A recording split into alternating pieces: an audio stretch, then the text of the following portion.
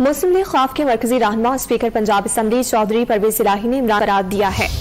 Voice of America کو interview میں چودھری پرویز الہی نے کہا کہ انہوں نے عمران خان کو ہمیشہ مشورہ دیا ہے کہ اسٹیبلشمنٹ سے لڑائی نہیں کرنی، ہدف سیاسی مخالفین ہونے چاہیے۔ پرویز الہی نے عمران خان اور اسٹیبلشمنٹ کے تعلقات میں بہتری کے لیے کردار ادا کرنے کی پیشکش بھی کی۔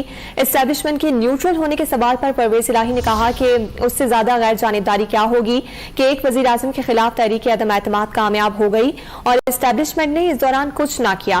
پرویز الہی کے مطابق عمران خان کے پونے 4 سالہ دور اقتدار میں خارجہ پالیسی کے محاذ پر اسٹیبلشمنٹ کے ساتھ ان کے تعلقات میں اونچ نیچ آتی رہی، معاملات حل بھی ہوتے رہے۔